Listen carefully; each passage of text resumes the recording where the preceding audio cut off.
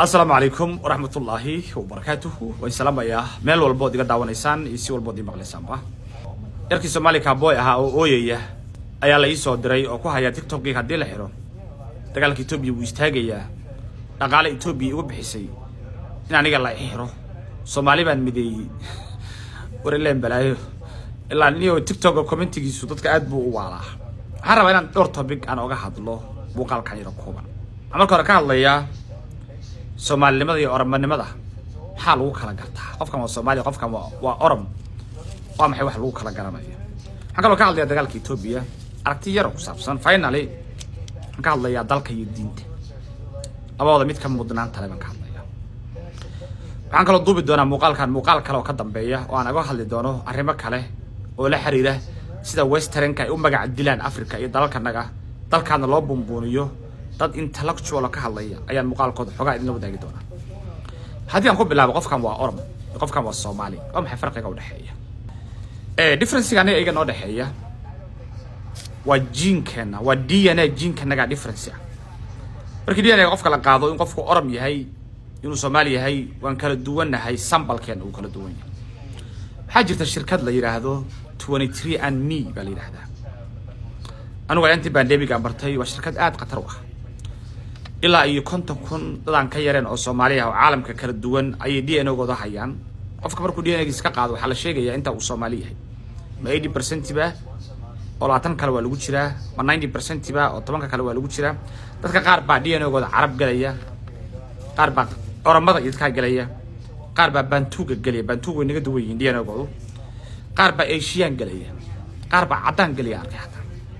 kala duwan yihiin sida daraadeed san jaamac oo oday Soomaaliyeed oo kamid ah dadkii meesha isku fiiriyay 100% Soomaali baa sambalkaad ka arkaysan dad badan Soomaali waxaan arkay ay kala duwan yihiin qaar baa idin soo dhigi doonaa DNA-gooda lagu dhex jiro taa waa halka ka family ahaan anigu aabay askari ciidan u ahaa qaranka u shaqeeyay awoogeena Ilaahay subhanahu wa ta'ala oo naxariisto darwish familiyan waxaan ka mid ahay dadkii Soomaaliyeed ee familiyadu qarankan u shaqeeyeen dalka markii la xoreynayayna qaybta ka ahaban kamid ah very proud baan u ah sababta aan uga hadlay waxaan aaminsanahay inaan ka soo jeedaba dadkii dalkana wax ka xoreeyay qarankan wax ka difaacay ma abtirsanayo reebel baan ahay ma dhahay in Soomaaliya taa waa inta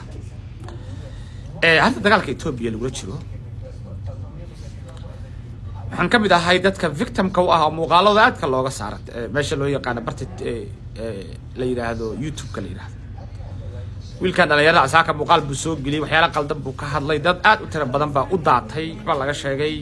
markii muuqaalkii uu saaray Oromo ay u soo duushay ninkan waa Oromo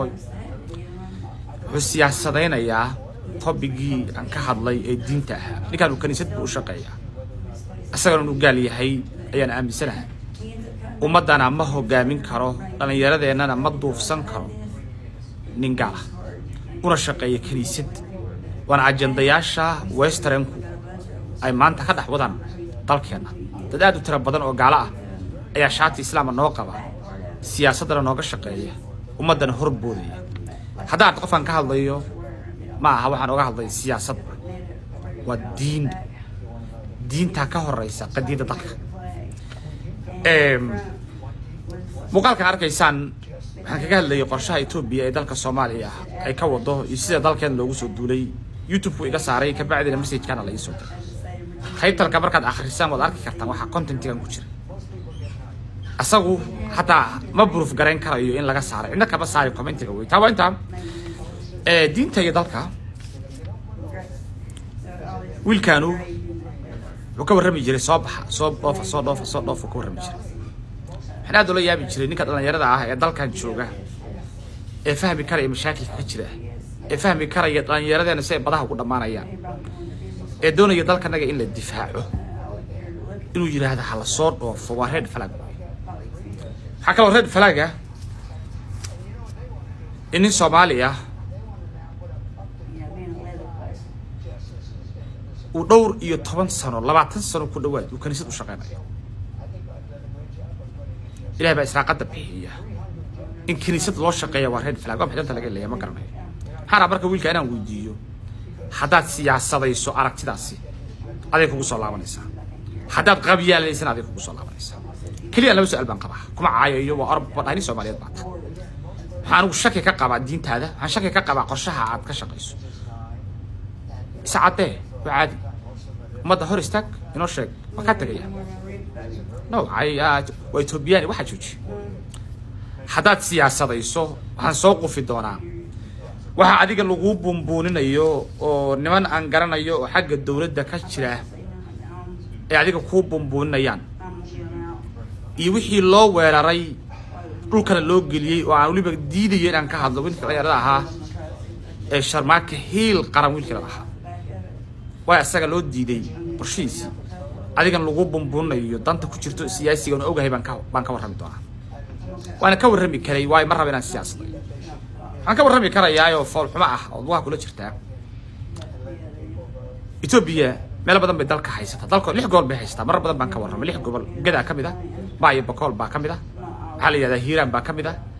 Shabeellada Dhexe kamid ah 6 gobol bay Soomaaliya haysata Ethiopia qaadkeeda xamar ku soo dagaa diyaarada xamar bay joogaan dalka oo dhan bay dhibaato ku haysaa waxaan kamid ah dadka aaminsan dawladda Soomaaliya iyo maamul goboleedyaduba duulaanka Ethiopia inay wax ka qabtaan xaqiiqo kama ah agadu garab siyaasi la socota waxaan ku weydiin karaa hadaan siyaasad doonay inaan ku weydiiyo way aad ogaad weyda baydhabo waad gado ugu waalata waxa kama hadlay hada way wasa specific about gado aan baydhabo ay wali calaamado laga ruuxay Ethiopia lagu hayo Ethiopia baydhabo laga waayaa gado ka goobaysa maxay tahay taasaan ku weydiin karayaa laakiin mar raba inaan naca kula aad kaliya waxay joogtaan hadda adeer waxaad noo sheegtaa diintada aaminsan tahay iyo kaniisadda waxaad u shaqayso missionary-ga ah ee diinta Kirishtaanka faafisa inta bas inoo sheeg hadda intaas nagu qanciso adeer wax alla waxa artu siyaasada ka hadal Ethiopia ay sheegaysa ana xataa muuqaalada ku sheer garanay wadaniga cusub adeer waa ku taageersanaha wadaniyadaada ma diidanay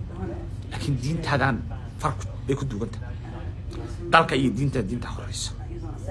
intaas muuqaalkan leh